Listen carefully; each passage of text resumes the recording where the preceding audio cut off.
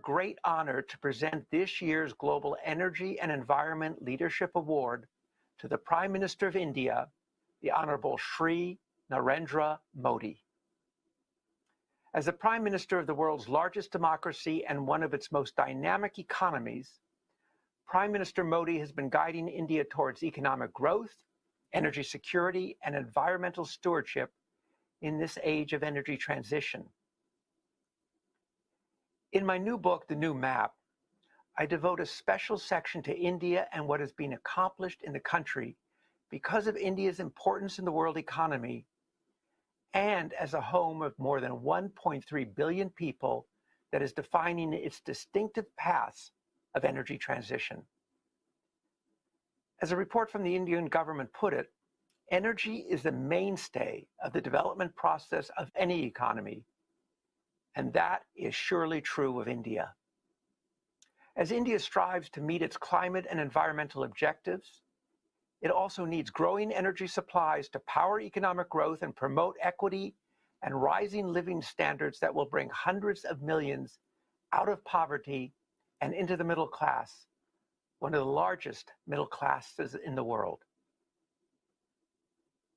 In my book, I quote a very striking comment I heard the Honorable Prime Minister make in one of our first meetings about what he called the need for new thinking. He has brought this thinking and broad perspectives to his government's policies on climate and energy.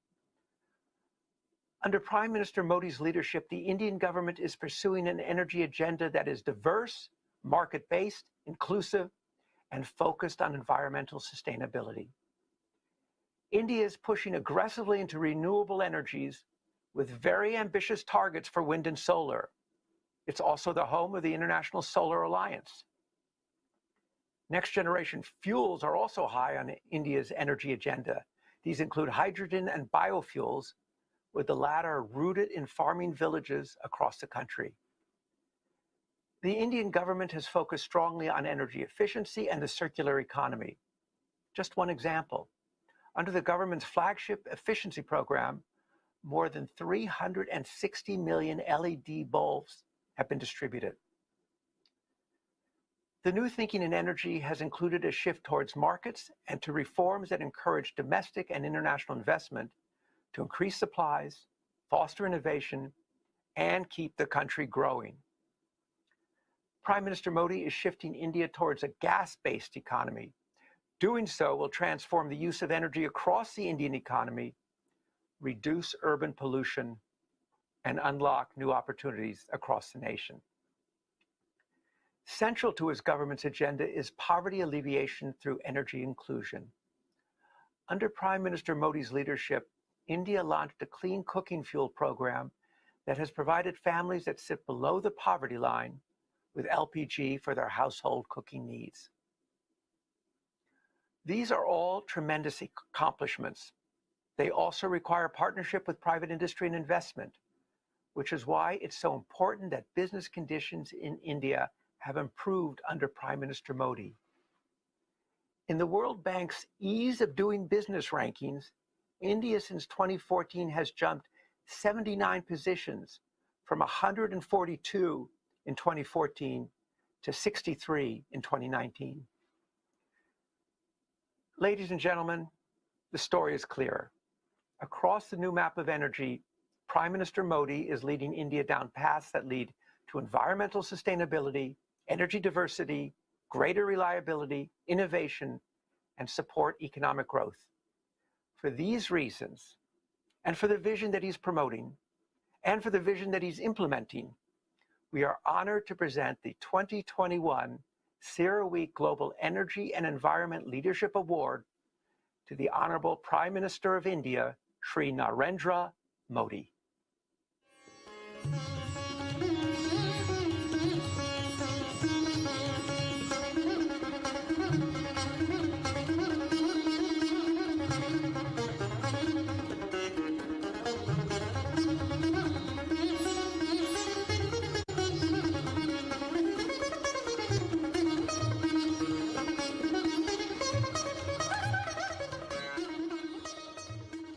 Honorable Prime Minister Modi, many congratulations and we look forward to listening to your message to the CERAWeek community, to India, and to the world. Thank you, Dr. Dan Yergin. Thank you, Dr. Dan Yergin, for this kind introduction. Thank you all distinguished guests for being here. Namaskar. It is with great humility that I accept the CERAWeek Global Energy and Environment Leadership Award. I dedicate this award to the people of our great motherland, India. I dedicate this award to the glorious tradition of our land that has shown the way when it comes to caring for the environment. Friends, this award recognizes environmental leadership. About leadership, it is commonly said that the best way to show it is through action. There is no doubt that when it comes to care for the environment, the people of India are leaders.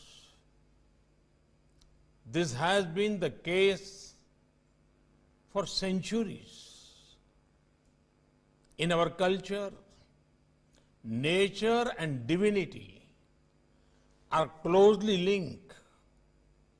Our gods and goddesses are associated with some or other tree and animal. The trees and animals are also sacred. You can pick literature from any state in any language.